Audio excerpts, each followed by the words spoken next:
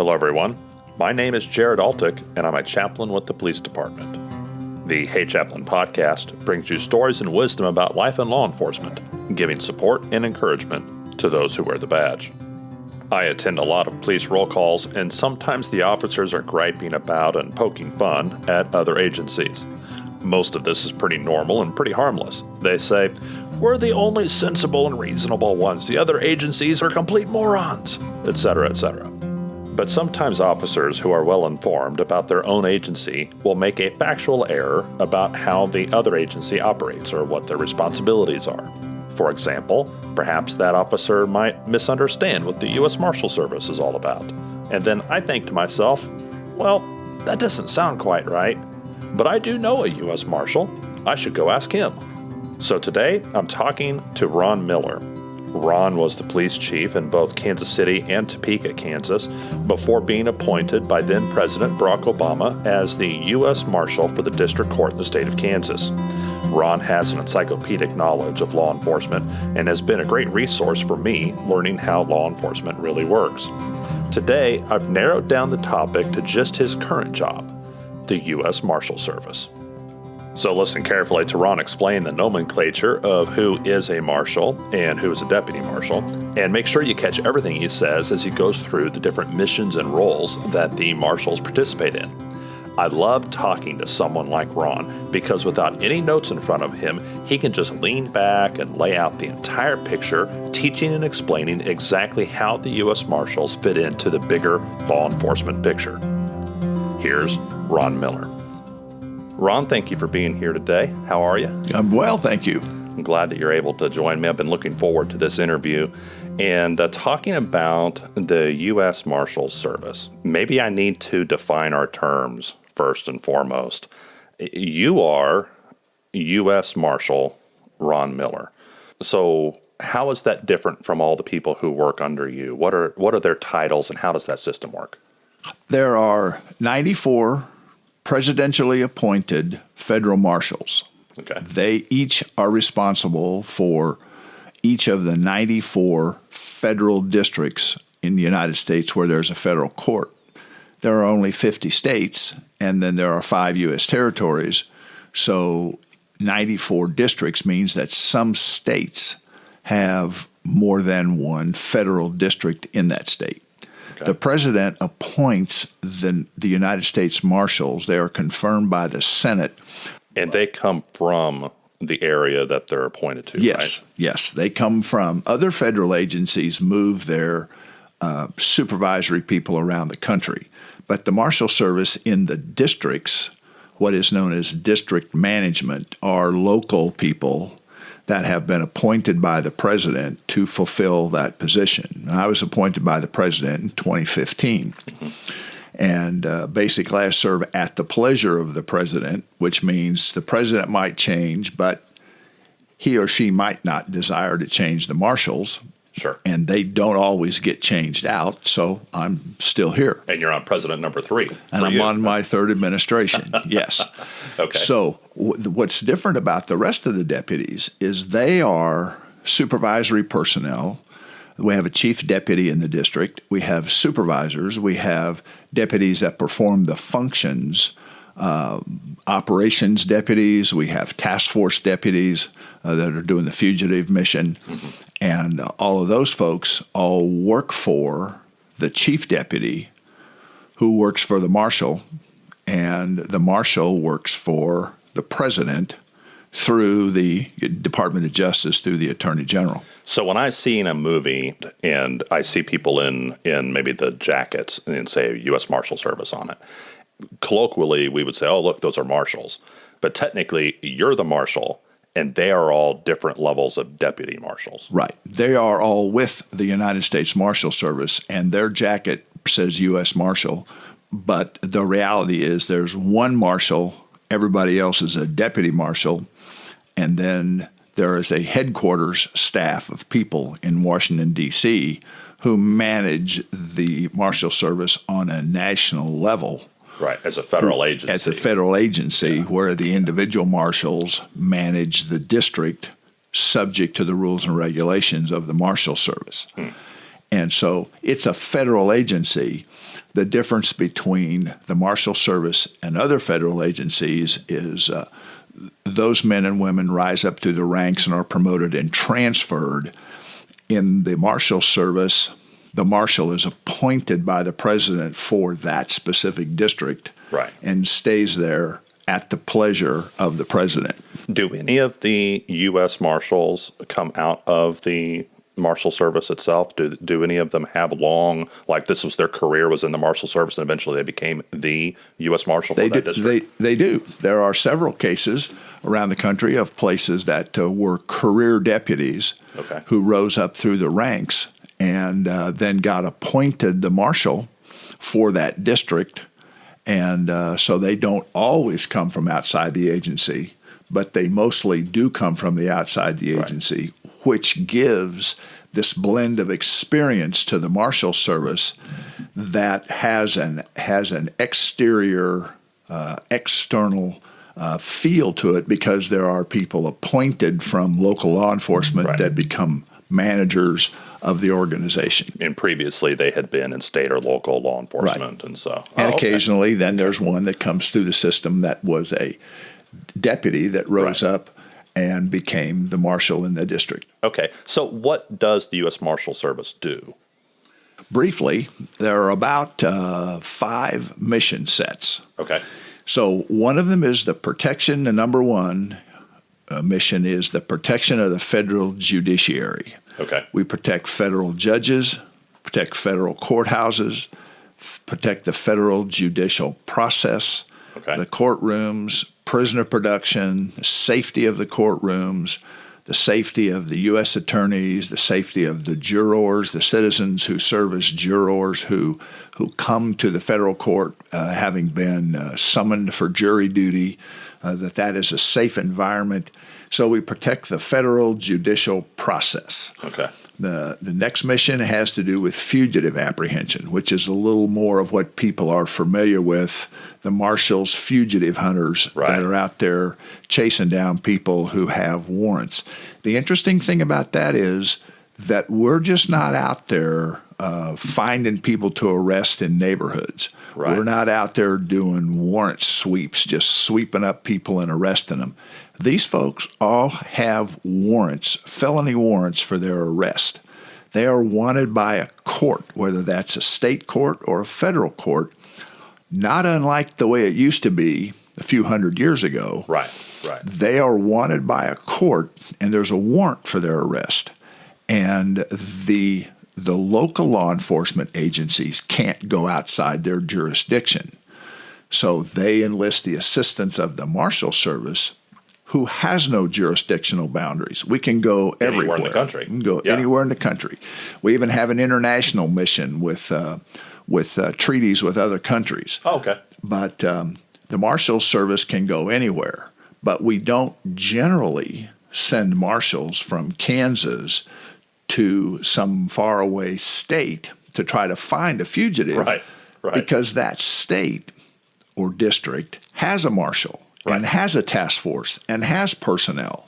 There are approximately 5,000 deputy United States Marshals in the system. Yeah. So they're spread out all over the place. Right. And so you can cross, like you're U.S. Marshal for Kansas. You can go into Missouri or Oklahoma to get somebody that your guys are after. Right. But it wouldn't be necessary for you to go to Minnesota or some other, New York or California, because you can just contact the marshals there. Right. The easiest way to remember it is not a jurisdictional thing. Right. It's an area of responsibility. We're responsible for Kansas. Somebody else is responsible for Minnesota. We can go to Minnesota and have the jurisdictional authority to make an arrest in Minnesota. We don't need special authorization. But the reality is we would probably send a lead to the Minnesota folks and have Minnesota deputies take care of that in their area of responsibility. It isn't that we can't do that. It's that the protocol is we're trying to let people take care of business in their own area. And it's more efficient. It's more efficient. Protection, fugitives, What else? The third one? Yeah. The third one has to do with sex offenders. Okay. Most people don't realize that there are thousands and thousands of registered sex offenders in the United States. You may have heard on the news about a person that was convicted of a particular crime that is then therefore required to register as a sex offender for life. Mm-hmm. Well, what does that mean? If they have to register as a sex offender, who do they register with? Who makes sure that that person is compliant with the terms of their registry, that they're where they're supposed to be, living where they're supposed to be, working where they're supposed to be, doing what they're supposed to be doing? Who verifies that compliance? Right. Well, the answer to that is the local sheriff, because that's who's responsible for that in most cases. Right. But what if that person leaves and goes to another state? Right. The sheriff's jurisdiction ends at the county line. Exactly. So Right. where did this person go? Well, enter the U.S. Marshals Service that has a sex offender compliance mission to determine that these folks are where they're supposed to be, Right. working with the local law enforcement agencies, just like we work with the local law enforcement agencies on the fugitive mission. So sex offender operations, sex offender registration, compliance is an important mission. The next one has to do with the critically missing children. Okay. There was a few short years ago, there was a statute passed and signed by the president that gave the Marshals Service authority to enter into critically missing children investigations. So let's say, for example, that a non-custodial parent kidnaps their child, but they don't have custody and flees with the child. That's a critically missing child investigation. It's not unlike a fugitive investigation. The same kind of things would apply when you're tracking a fugitive as you might have when you're tracking this fugitive who has taken the child and fled. Right. So we enter critically missing children investigations. Then we have asset forfeiture. So let's say everybody's heard of the drug dealers that get cars confiscated, Right. or houses or yachts or boats or airplanes that are confiscated. Well, until they're forfeited, confiscation is one thing, seizure is one thing, Right. but the legal process has to play out on when that vehicle or that house is forfeited to the government, and the money then used and sold, and then the money distributed back to the victims of the crime. Okay. So the question is, well, who maintains the vehicle between seizure and forfeiture? Right. What happens to that vehicle? Who maintains it? Who takes care of it? Who's responsible for it? Who stores it away where it's safe? That's the Marshal Service responsibility, is the seizure and care and custody of seized property pending a forfeiture order by the federal court. Okay. So those are the main 4 or 5 areas where the Marshal Service keeps everybody really busy all the time, every day, Right. nationwide, and in the U.S. territories. But there's more also, too, right? I mean, the marshals are connected to witness protection. Is Yes. that right? Well, that's part of the federal judicial process protection. We're trying to produce witnesses. So under the same umbrella of protecting the judge, Right. you also would protect those You're witnesses. protecting the witnesses. Some witnesses don't need protection. Sure. And some witnesses, it's called a witness security mission. Okay. Some witnesses need protection because they'll be threatened or harmed or whatever. Okay. Some witnesses don't have that problem. Okay. Some do have that problem. So we have the witness security mission to protect those witnesses Right. before, during, and after they testify. And there are some 18,000 people in the witness security program Right. nationwide. And as we sit here and speak today, there is not one documented case of injury to a protected witness Really? as long as that witness played by the rules and stayed in the program and did what they were supposed to do. Right. Yeah. Okay. And then probably under that same umbrella would also be the prisoner transport responsibility. Prisoner production is part of the judicial process. We have to get the person who's been arrested and charged and presumed not guilty. Right. We have to get that person in custody, safely in custody, and we have to get that person into court, which might not be in the same state, which is why a federal agency many cases might not be them. in the same state. Right. And, so that's the Con Air thing, where you're moving them by aircraft. Exactly. Yeah. That's the Justice, Prisoner, and Alien Transportation Service, otherwise nicknamed JPATS, or as they like to be referred to, Con Air. Right. Because when prisoners are sentenced, then they may, and let's say they're going to be assigned to the Bureau of Prisons facility somewhere.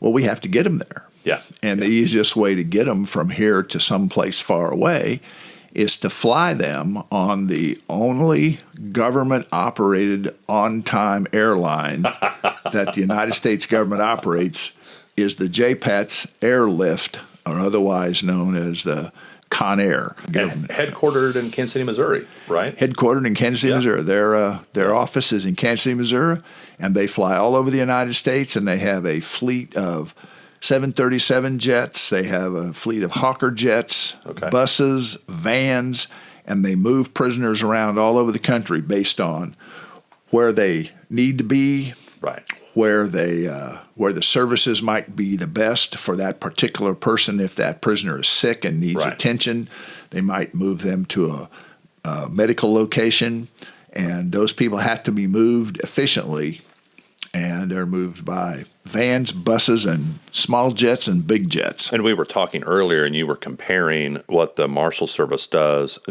on a federal level to what a sheriff's office does on a county level. Right. So similar list of responsibilities, right? Yeah, the same. So think of it this way.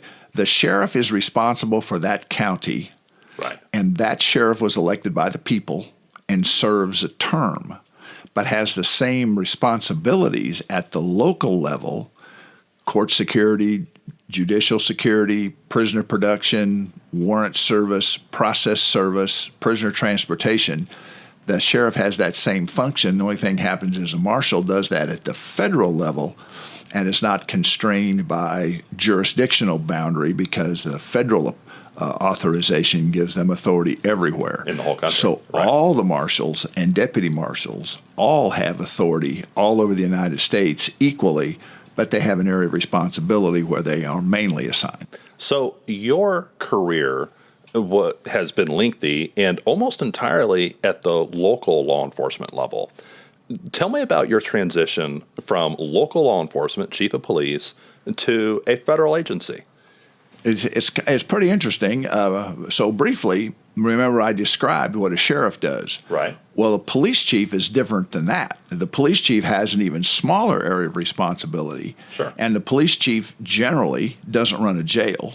The chief of police doesn't have to be responsible. The police department's not responsible for the production of witnesses into court. Right. Police officers testify, but they are not generally responsible for that. They don't have to feed or house or clothe prisoners. Yeah, not as many of the court responsibilities. Right. So when I was appointed to this position, I knew that my predecessor in this position was going to retire. And he'd been in it for a long time, many years in Kansas, and he retired. And the position was open. So I knew it was open, so I indicated interest in the position, and that had to go through a long vetting process of, not just anybody can get appointed U.S. Marshal, and the reality is you have to have a pretty clean background and to get this position. Plus, you have to have the skills that the federal statute says the marshal has to have. So I was a police chief that got appointed U.S. Marshal and had to learn right away about court security, judicial security, prisoner production, prisoner operations, movement of prisoners, all of those things. And so it's interesting. How much familiarity did you have? I mean, because you would have had at least some passing familiarity with the marshal, because the marshal's office was in your city, Right? So you had some knowledge, but I mean, did you feel like you were kind of cramming for the final exam, or how did it well, feel in for the you? beginning, yeah, you figure out, I don't know a whole lot about care, custody, and prevention of problems with prisoners who are being produced for court. Right. So you kind of got to learn the prisoner operation mission. And I was pretty familiar with personnel management, budget management. It's all the same. Law enforcement agencies, private sector, public sector, they're all the same. It's managing people and manage public assets and managing public funds.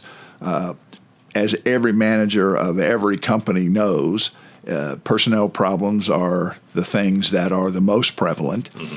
And then you got to be responsible with the federal budget. You got to be responsible with the taxpayers' money, and try to do things that are in line with the policies and procedures.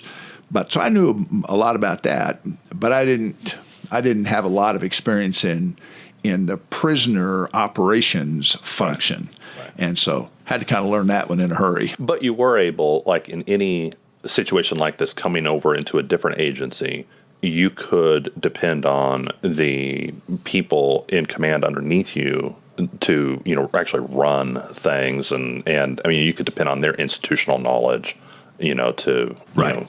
Not lead you astray. That's exactly right. The chief deputy, those guys and gals are career personnel, trained, sent to school, selected by competitive merit promotion selection process. Those people run the day-to-day operation of the agency. That's really not the job of the marshal. Right. The marshal's job is more the face and name of the organization, the public person who meets with the community and goes out in public and deals with the personnel problems, interacts to lead and be responsible. Interacts with the media, all those things, but yet deals with the personnel problems that the chief deputy may need assistance on. Sure. So, and the reality is that the chief deputy runs the district, right. Because marshals come and marshals go. Right. But career people are there for 25 years plus. Right. What makes the Marshal Service attractive? I mean, I've spoken to a lot of police officers like, I'd love to be part of the Marshal Service. What makes the Marshal Service good at capturing fugitives? What makes them good at doing their job? I think one of the things that attracts law enforcement officers or people in general to the Marshal Service is the idea that they are going to be able to chase fugitives and hunt down fugitives and bring them to justice and get them under arrest and be, quote, part of the long arm of the law that reaches out and arrests people that need to be arrested and takes the bad guys off the street. All law enforcement officers want to be a part of that. Sure. And that's what the Marshal Service does. But there's a lot of other stuff that goes into that, too, that we've already discussed. They're going to spend their fair share of time sitting in a courtroom being the security officer for this felon who's been charged criminally with this crime, this violent crime, and a deputy is going to be in the courtroom with that person while they're sitting in court having their judicial process. Sure. And so there's a lot of that, but I think that's what attracts people to the Marshal Service is the idea of chasing bad guys and being able to travel around the country and be involved in special operations. And I read somewhere that like 52% of all federal fugitives are caught by the Marshal Service. Yeah, they arrest 300,000 people a year. Oh, wow. Yeah. That's a lot of people. And that's not just once in a while. That's 300,000 people a year, every year, that are arrested by the Marshal Service and either returned to the county where the warrant originated. Right. So let's say we have a fugitive in Kansas that is wanted by a county jail or a county prosecutor. Okay. And is not in the county. We believe that person has fled to another state a long way from here. Well, we're going to work that case, presuming the local agency wants us to work it. Right. We'll adopt the case, and then we'll work that fugitive. And when you arrest them where they are, they end up being transported back to the county where the original charge was filed. And that person's sitting in the jail. And that's what the local law enforcement agencies need, is the assistance of the Marshal Service to hunt those people down and bring them back, literally bring them to justice, and so they have their day in court. A common trope in movies and TV shows is the tension between local law enforcement and the feds, which is usually the FBI typically, but I think a lot of times the typical viewer isn't really aware of the distinction between the different federal agencies. They may see somebody in a blue jacket and not understand what agency they belong to. But you've been on both sides, local and federal. How would you describe the relationship between federal agencies and local law enforcement? The reality is that's why the marshal is appointed as a locally appointed person who has those relationships already. The other federal agencies transfer their special agents in charge. They transfer them around the country. They broaden their experience, and they promote, and they go from smaller areas to medium-sized to bigger areas, or they go back to headquarters for an assignment and then come back out in the field and go someplace else. So those folks get moved around, and they don't know the people that they're coming into that area. Right. So then there becomes this perception that there's this the rub between the local law enforcement people and the, quote, feds who are there. But in the Midwest, and certainly in Kansas City, we don't really have that problem. Everybody gets along very well. Yeah. But even in the areas where there is that perception, let's say, the marshal is a guy that's the local person. He was a police chief. Fed, but he's a local fed. Yeah, he's a local fed. He or she may have been a police chief or a sheriff or somebody along that line that is from that area that knows everybody and builds those relationships. And my job as the U.S. Marshal is to encourage, enhance, and nurture relationships with the local law enforcement, sheriffs, police chiefs throughout the whole state. Well, the truth is, Kansas is a big state in terms of geography. It's huge. And so I have to get out on the road, and I have to go to far southwest Kansas or northwest Kansas. Or I got to go down to Coffeyville in southeast Kansas direction to meet with the sheriffs and know the police chiefs.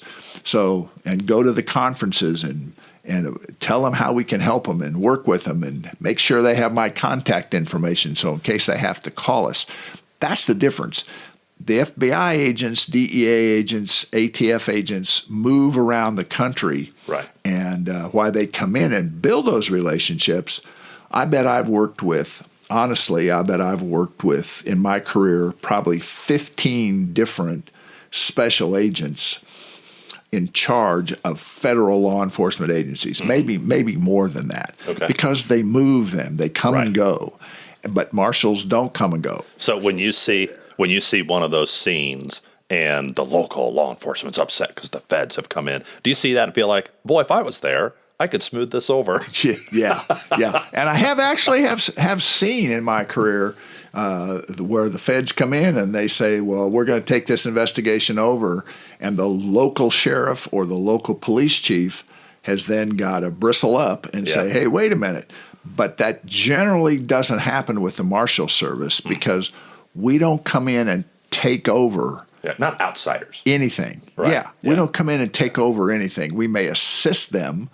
We'll only hunt the fugitives that they want us to go after, that they have to give to us to adopt. And there's some forms that have to be filled out. I've heard that signatures. Term before. Yes. And if we're going to adopt the case, there's some paperwork. So they tell us, we want you to help us find this guy. Because we don't go in and take over anything.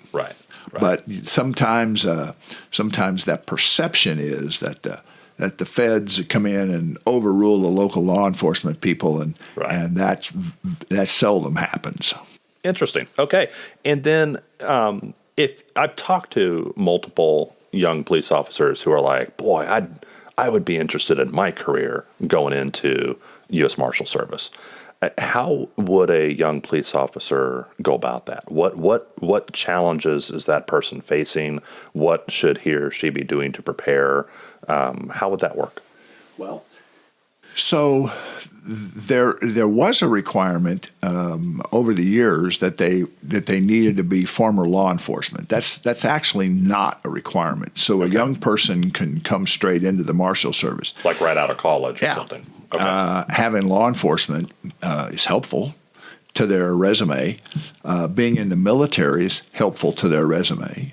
Military veterans have a great opportunity to be hired. Okay. But you don't have to be a veteran. But it is very competitive. I saw at one point, and this may be a dated stat, I'm not sure, but like 5% are actually chosen out of all the applicants, or some really low number. Yeah, and sometimes when they were opening those things up for nationwide posting, they'd get 30,000 applicants in 20 minutes. Yeah. And then they'd close it down, and then they'd work through that process. Well, what's actually happened is the Marshal Service and other federal agencies are now are in what's called the accepted service hiring process, which basically means there's this whole hiring process you have to go through in this big, long governmental process, except those agencies that have expedited hiring. Okay. Or accepted service hiring. Okay. So, and the Marshal Service and the federal agencies are in that category. So that just means if they're interested in becoming a U.S. Marshal, a Deputy U.S. Marshal, every one of the field offices or district headquarters offices has a recruiter. Okay. Or more than one, and they can contact the local agency, express interest. That person's name will be forwarded to a recruiter who will contact that person, and then they will be invited to come to an orientation session where they will learn about the Marshal Service, and it's still something they want to do. Right. They set them down at a computer and have them fill out form and paperwork and file it right there. So I would say the one thing the local law enforcement officers need to know is that the federal government is an employer just like their current agency. There are the same kinds of personalities and problems and duties and responsibilities, and there are highly sought after functions, and then there are functions that are less sought after that people have to do, that they have to work their way through. But the federal law enforcement service is an honorable service. They have competitive wages, good benefits, retirement system, health care. It's a great career opportunity for somebody that wants to go from state or local to federal, but they have to understand it's just a different group than the one you're in now, but it has some of the same problems. The grass isn't always greener. The grass isn't always greener. Would a person coming in, let's say you're hired on, you're now a deputy U.S. Marshal, would you likely be moved very much in your career? I mean, the U.S. Marshal is from the area, but would you be moved around? Is that something you can control? Yes. If a deputy is hired and goes, now, let's say a deputy wants to be in their home district. Okay. But there's no openings in the home district. Okay. So they go to work for the Marshal Service and they end up someplace else. Okay. But then as time goes by, something opens up in their home district.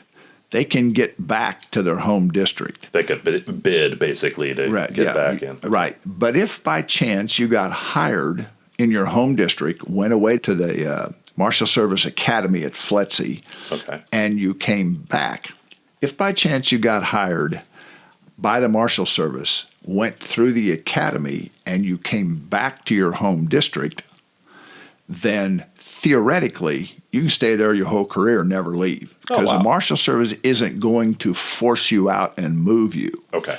Now, if you want to be promoted to supervisor, If you want to take one of the special right. one of the special inspector jobs that exist around the various places in the country, Sure. you might have to move for the promotion. But if you want to be a deputy U.S. Marshal in your hometown and you get assigned there, theoretically, you're never going to get moved from there. And other federal agencies are in some cases are the same way. Okay. I know that the ATF, for certain, the ATF is the same way. You don't have to move. Okay. But you might choose to move if you want to take a different position or career track. Excellent. Excellent. Well, Ron, thank you for talking to me about the Marshals and explaining that. I hope this clarified things for people. It's one of those things where in a movie or a TV show, the U.S. Marshals Service is kind of background characters, and a lot of times, at least the modern version is, and we often don't exactly know what that person is doing, what their job is. And I feel like this helped a lot. I appreciate it. You're welcome. I'm happy to be here. Thank you. Ron Miller has about 50 years of law enforcement experience, and it sure seems like he knows every cop in the Midwest and beyond, because I've seen him greet them all with a big smile, a big handshake, and a fatherly pat on the shoulder. He seems to have a gift for communicating that message that says, "You've got this, buddy." It's funny how many highly accomplished officers I've seen have this interaction with Ron, and they just glow with a "shucks, thanks, Dad" look of appreciation on their faces. Several years ago, he gave me a word of encouragement to pursue police chaplaincy, and my reaction was, well, okay, now I have to follow through on it. And I did. In regard to the Marshals, in the old days, at least as we remember it from the movies, a Marshal would deputize a group of civilians forming a posse and then go track down that bad guy in the black hat. Today, however, a Marshal would deputize a task force consisting of local law enforcement officers and pay their overtime and travel expenses to track down fugitives from the law. It turns out the Marshal Service still does a lot of interesting work, and they are as active as ever. If you're looking to go into federal law enforcement, you might consider the U.S. Marshal Service. But don't make that decision just yet, because on the next episode of Hey Chaplain, I talked to a local cop who became a federal agent, and his experience went in a completely different direction. On the next episode of Hey Chaplain. So I was looking for any federal investigator job, and it just so happened that I saw an opening for the Treasury Inspector General for Tax Administration. That's a mouthful. Right. And so when I saw that opening, I had no idea who they were or what they did. Sure. I immediately thought of IRS, tax fraud, money laundering, which is completely not in my wheelhouse. I'm not a math person. Not an accountant by trade. Not an accountant. I didn't do my own taxes. I didn't want to. And so I asked around, and I got a contact for a TIGTA agent in Oklahoma City. And then so I called her and I said, what do you guys do? There's an opening. What do you do? But she explained to me the mission of TIGTA, and I was surprised. And we like to say that TIGTA is the best kept secret in federal law enforcement. If you liked what you heard here, please share this episode with a cop or someone who loves a cop. The views expressed here are the personal views of the hosts and our guests and do not necessarily represent the views of any law enforcement agency or its components. Thank you for listening today, and as always, pray for peace in our city.